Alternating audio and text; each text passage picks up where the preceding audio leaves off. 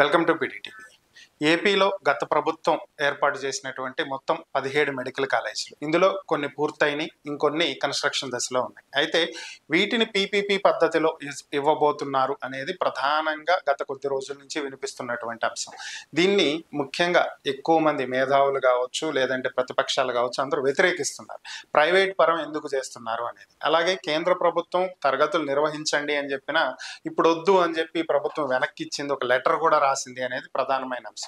మరి ఈ అంశాల మీద మనతో విశ్లేషించడానికి ప్రముఖ రాజకీయ విశ్లేషకులు పురుషోత్తం రెడ్డి గారు మనతో ఉన్నారు. ఆయనతో మాట్లాడదాం. నమస్తే పురుషోత్తం రెడ్డి గారు. సార్ నమస్తే సార్ చరణ్ గారు. సార్, ప్రస్తుతం ప్రభుత్వం మెడికల్ కాలేజీల మీద వ్యవహరిస్తున్నటువంటి తీరు, పీపీపీ పద్ధతిలో ఇవ్వబోతున్నారు అనేటువంటి అంశాలు, వీటిని మనం ఎలా చూడాలి? సో ఎందుకు ఈ పరిస్థితి, ఈ నిర్ణయం తీసుకోవాల్సి వచ్చింది? ఇందులో కలిగేటువంటి నష్టాలు ఏంటి ప్రజలకి?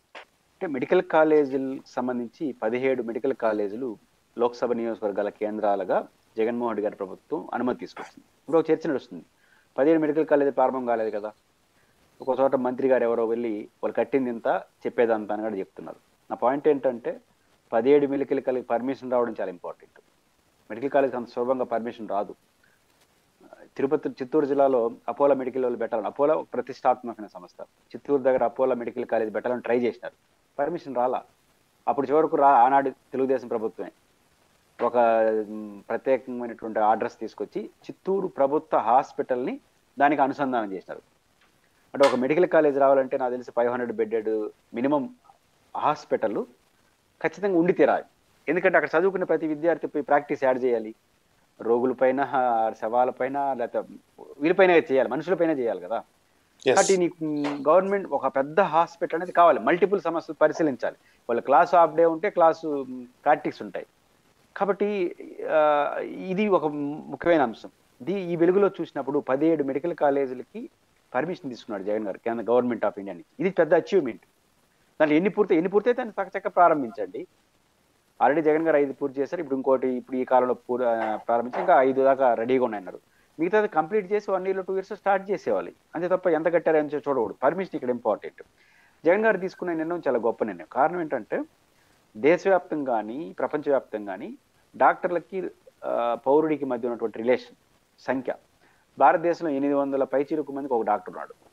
అదే అమెరికాలో 3 ఉన్నారు, కొన్ని దేశాల్లో 5 మంది ఉన్నారు, గోవాలో 5 మంది 6 మంది ఉన్నారు, 300 మందికి ఒక డాక్టర్ ఉన్నాడు. ఇట్లాంటి నడుస్తుంది. అంటే ఎక్కువ మంది డాక్టర్లు తక్కువ మంది పౌరులకు ఉంటే వైద్యం అందుతుంది. ఒక దేశం యొక్క ప్రామాణికం అభివృద్ధి అయిన సూచిక విద్య, వైద్యం, ఇన్ఫ్రాస్ట్రక్చర్లోనే ఆధారపడి ఉంటుంది. రెండో అంశం ఏంటంటే గ్రామీణ వైద్యానికి అర్బన్కి చూస్తే ఆంధ్రప్రదేశ్లో 80% ఆఫ్ డాక్టర్లు కోర్ అర్బన్లో ఉంటున్నారు. అంటే విజయవాడ, తిరుపతి, విశాఖపట్నంలో ఉంటారు. దానివల్ల గ్రామీణ సాధ్యం కావట్లేదు. ఇంకా ముఖ్యమైన అంశం ఏంటంటే అబ్జర్వేషన్ ఏంటంటే మనకు గ్రామాలకి ఎవరైనా మీకు తెలుసు, డాక్టర్లను ట్రాన్స్ఫర్ చేసే వాళ్ళు పోరు, అర్బన్కే చుట్టుకుంటూ ఉంటారు. వాళ్ళని ట్రాన్స్ఫర్ చేయడం పెద్ద సమస్య. పోయినప్పుడు 2 days వచ్చేస్తారని విమర్శలు ఉన్నాయి. ఇప్పుడు మూడోది కరోనా టైంలో మా తిరుపతిలో ఉంటాం కాబట్టి 5,000 6,000 బెడ్లు నడిచినాయి. నీ కడప, అనంతపురం, కర్నూలు, నెల్లూరు అందరూ తిరుపతికి వచ్చేస్తారు. ఎక్కడ మినిమం హాస్పిటల్ లేదు, ఇన్ఫ్రాస్ట్రక్చర్ లేదు. ఈ 4 సమస్యల పరిష్కారం కావడం కోసం జగన్ గారు చేసిన స్ట్రాటజీ ఏంటంటే ప్రతి మండల జిల్లా హెడ్ క్వార్టర్లో మెడికల్ కాలేజ్. అందువల్ల ఏమవుతుంది, ప్రతి జిల్లా మెడికల్ కాలేజ్కి అనుబంధంగా హాస్పిటల్ వచ్చేస్తుంది. హాస్పిటల్ 500 బెడ్లు వస్తే 500 బెడ్లు యూజ్లైట్ వచ్చేస్తాయి. డాక్టర్ని ట్రాన్స్ఫర్ చేస్తే పోవడేమో, సెలవులు పెడతాడేమో. కానీ మెడికల్ కాలేజ్ చదువుకోవడానికి అడిగి పోతాడు విద్యార్థి చదువుకోవడానికి 4 ఏళ్ళు 4, 5, 200 మంది విద్యార్థులు ఉంటారు. వాళ్ళకి ప్రొఫెసర్లు ఒక 30-40 మంది ప్రొఫెసర్లు పాఠం చెప్పి తీరాల్సిందే. హాస్పిటల్ ఉంటుంది. అంటే ఒక 70 నుంచి 100 పైచిలుకు మంది వైద్య నిపుణులు ప్రతి జిల్లా హెడ్ క్వార్టర్లో ఉండిపోతారు. ట్రాన్స్ఫర్ చేయాల్సిన అవసరం ఆ మెడికల్ కాలేజ్ వల్ల. దానికి అనుబంధంగా హాస్పిటల్ ఇంత బహుముఖంగా ఉపయోగపడే పని చేసే పరిస్థితి జగన్ గారు చేశారు. దీన్ని ప్రైవేటీకరణ చేయడం అనేది పొరపాటు. పీపీఐని మేము ప్రైవేటీకరణ చేయలేదు, పబ్లిక్ పార్ట్నర్షిప్ అంటున్నాం కదా అని తెలుగుదేశం ప్రభుత్వం అంటుంది. ఇంతవరకు భారతదేశంలో, ఆంధ్రప్రదేశ్లో పీపీఐల పేరుతో ఇచ్చిన ఏ ఇన్స్టిట్యూట్ అయినా ప్రైవేట్ చేతిలో ఉందా, ప్రభుత్వం చేతిలో ఉందా? ఒకసారి లెక్కలు తీయండి, అన్ని ప్రైవేట్ చేతిలో ఉంటాయి. కాబట్టి ఇది ఖచ్చితంగా తెలుగుదేశం ప్రభుత్వం చాలా ఇబ్బందికర పరిస్థితిని ఎదుర్కొంటుంది. ఈరోజు జగన్మోహన్ రెడ్డి గారు దానికి అనుగుణ ప్రెస్ మీట్ కూడా దానికి హెచ్చరిక చేసే పద్ధతిలోనే ఉంది. సో ఈ పరిస్థితి నుంచి ప్రభుత్వం వెనక్కి తగ్గకపోతే జగన్ గారే నేరుగా రంగంలోకి దిగాల్సి వస్తుందని, ఆయనే తన పార్టీ శ్రేణులతో కలిపి నిరసనల్లో కానీ వీటి ప్రొటెస్ట్లు ఇలాంటి వాటిల్లో పాల్గొంటారని చెప్పి కూడా ఆయన ఈరోజు ప్రకటించడం జరిగింది. మరి ఇప్పటి వరకు గడిచినటువంటి 1.5 year 1 year అనుకోండి, ఎన్నికల తర్వాత ఆయన దాదాపుగా నేరుగా బయటకు వచ్చిన సందర్భాలు చాలా తక్కువ. మరలా ఇప్పుడు జగన్ గారు బయటకు వస్తే పరిస్థితులు ఎలా ఉండేటువంటి అవకాశం ఉంది? మెడికల్ కాలేజీ విషయంలో మాత్రం ప్రభుత్వం ఆత్మరక్షణలో పడక తప్పదు, చాలా సీరియస్ ఇష్యూ కాబట్టి. రెండో, జగన్మోహన్ రెడ్డి గారు చేతి చూపించున్నాడు. అన్నిటికన్నా మించి ఇప్పుడు జగన్మోహన్ రెడ్డి గారు 2-3 కీలక అంశాలు ప్రస్తావించాడు. మెడికల్ రంగంలో తాను చేసినటువంటి అభివృద్ధి ఒక మాట కూడా చెప్పాడు ఆయన. మేము చెప్పింది కూడా చేసింది కూడా చెప్పుకోలేకపోయామని. కాబట్టి అదొక అంశం కీలకంగా చెప్పాడు, గుర్తించాడు మనం చాలా విషయాలు చెప్పలేదు అని చెప్పే విషయం. రెండోది ఆయన కీలకంగా చెప్పింది, మీరు ఎవరైనా ప్రైవేట్ వ్యతిరేకిస్తాం, ఎవరైనా ప్రైవేట్ ఈ టెండర్లో పాల్గొని ఆ కాలేజీ పీపీఆర్ కింద తీసుకుంటే అది 3 నాళ్ళ ముచ్చటే, ఎందుకంటే మేము వచ్చిన వెంటనే దాన్ని రద్దు చేసేస్తాం అన్నాడు. దీని ప్రభావం ఖచ్చితంగా సీరియస్గా పడుతుంది. ఇప్పుడు ఏమైనా ఒక కంపెనీ వాడు లేకపోతే ఇంకొక సంస్థ ఎందుకు వస్తుంది, 50 ఏళ్ళు 60 ఏళ్ళు పెట్టాలని వస్తుంది, లాభాలు సంపాదించుకోవాలని వస్తుంది. ఇంక 3 ఏళ్ళ తర్వాత ఎలక్షన్ జరుగుతుంది, ఏమో చంద్రబాబు గారు ఉంటారా జగన్ గారు ఉంటారా చెప్పండి. జగన్ గారు వస్తే నేను చేసి చెప్తానని చెప్తున్నాడు. అందులో దాంట్లో బిట్లో పాల్గొనే వాళ్ళ సంఖ్య కూడా గణనీయమైన మార్పులు వచ్చేస్తాయి, పరిమితులు వచ్చేస్తాయి. 2, ఆయన ఇంకొక మాట ఏం చెప్పాడు కీలకంగా, నేను కూడా ఇది కొత్తదనం, ప్రత్యక్ష ఆందోళన పాల్గొంటానని. ప్రత్యక్ష ఆందోళన పాల్గొన్నాడు మిర్చి రైతులు, అది ఆందోళన కాదు పరామర్శ. ఇప్పుడు పోరాటంలో డైరెక్ట్గా వస్తున్నారు.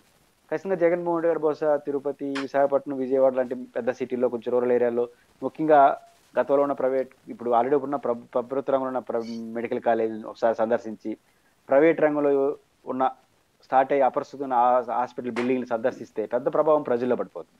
ఇక్కడ జగన్మోహన్ రెడ్డి గారు ఈ టెండర్ల ప్రాసెస్ పైన చేసిన హెచ్చరిక, నేను స్వయంగా పాల్గొంటాను ఆందోళన అనేది పిలుపు అనేది ఖచ్చితంగా ఆంధ్రప్రదేశ్లో మెడికల్ చుట్టూ పెద్ద ఎత్తున సమస్యగా మారుతుంది. ప్రభుత్వం దీని నుంచి అనివార్యంగా వెనక్కి రాకపోతే, ఇది ప్రజలకు సంబంధించిన ఇష్యూ కాబట్టి వాళ్ళు వెనక్కి వస్తే మంచిది, రాకపోతే మాత్రం రాజకీయంగా ఆత్మరక్షణ పడే పరిస్థితి ప్రభుత్వానికి ఉంటుంది. ఈసారి జగన్మోహన్ రెడ్డి గారు మేధావులను అలాగే విద్యావంతుల్ని అందరినీ కలిసి రావాలని, ఈ మెడికల్ కాలేజీలు ప్రైవేట్ పరానికి వ్యతిరేకంగా అందరూ కలిసికట్టుగా మాట్లాడాలని చెప్పి కూడా పిలుపునివ్వడం జరిగింది.